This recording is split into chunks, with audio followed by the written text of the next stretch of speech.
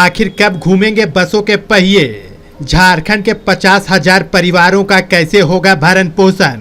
नमस्कार, AVN news विशेष में स्वागत है आपका। मैं हूं कुणाल यादव। कोरोना संक्रमण की दूसरी लहर की गति को देखते हुए झारखंड सरकार के द्वारा 16 मई से बसों के परिचालन पर रोक लगा दी गई है, जिसके बाद से पूरे झारखंड में बसों के पहिए थम गए हैं।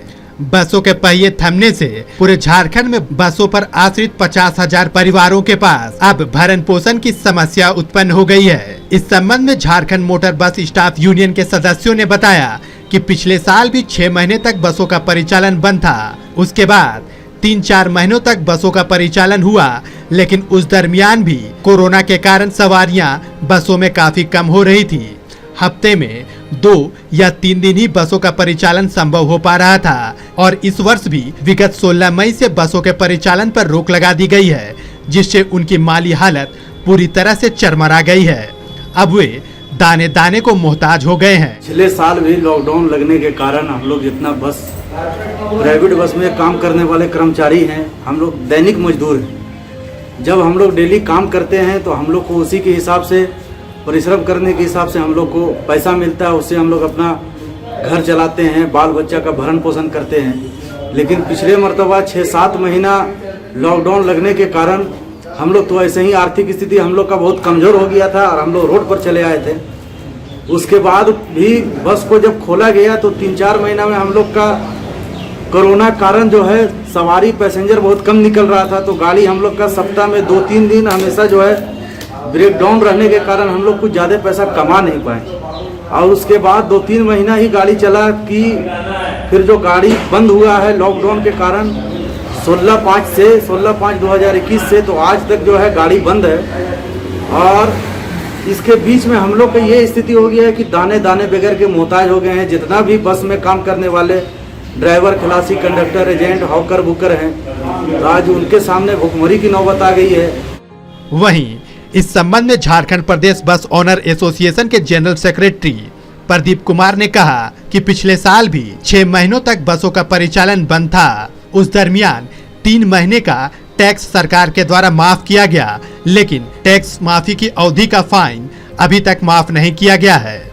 साथ ही इस बार भी बसों के परिचालन पर रोक लगाने के बावजूद भी झारखंड सरकार अभी भी टैक्स की मांग कर रही है और टैक्स समय पर नहीं देने पर 200% फाइन भी वसूल रही है। ऐसी स्थिति में अब बस ओनर और बसों पे आश्रित अन्य लोगों का जीवन यापन में संकट उत्पन्न हो गया है। प्रदीप कुमार ने सरकार पर आरोप लगाते हुए कहा कि राज्य में एरोप्लेन चल रहे हैं, ट्रेन चल रही है, टेम्पू और टैक्सी चल रहे हैं, लेकिन सरकार के द्वारा बसों के परिचालन पर रोक लगा देना कहीं से भी समझ से परे है। उन्होंने कहा कि हजारीबाग से विभिन्न स्थानों के लिए अभी टेम्पू चल रही है और टेम्पू चालक सवारियों से मनमाना भाड़ा तो वसूल ही रहे हैं, साथ ही साथ कोरोना गाइडलाइंस का भी पालन नहीं कर रहे हैं। बस बंद है तो सब विदित है, सब लोग जानते हैं कि कोविड-19 के आने के बाद जो है सो पूरे विश्व में महामारी फैली है, जिसके चलते जो है सो हम लोगों का बस पिछले साल भी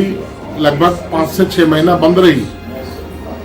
और बंद रहने के बाद जो हम लोग की गाड़ियां खुली गई, सरकार के द्वारा उस समय तो टैक्स हम लोग को माफी किया गया, लेकिन माफी अवधि जो निकल गई थी उसमें फाइन लगा दिया गया था।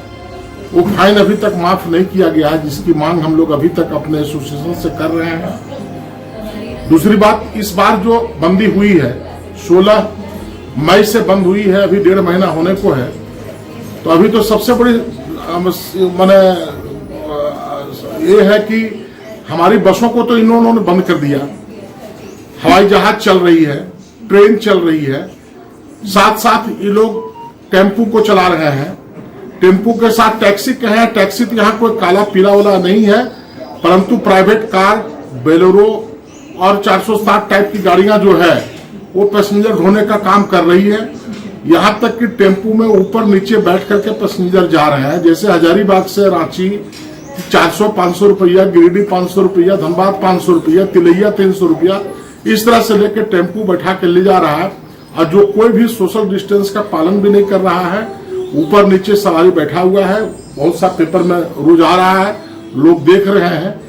तो हमारा कहना है कि हमारा 50,000 बस व्यवसाय से जुड़े हुए कर्मचारी और मालिक लोग हैं जो भूखमरी के कगार पर पहुंच गए हैं। सारे ड्राइवर, खलासी, कंडक्टर, चाहे जो भी लोग इससे जुड़े हुए हैं, उन लोगों को खाने का भी अब नहीं हो रहा है। मालिक के साथ समस्या है कि उन लोग को भी देखना है, प्लस टैक्स भी गवर्नमेंट को देना है। गवर्नमेंट टैक्स भी हमारी माफी इस बार नहीं की है, और टैक्स नहीं समय पर देते हैं तो 200% फाइन भी दिखाता है सिस्टम में।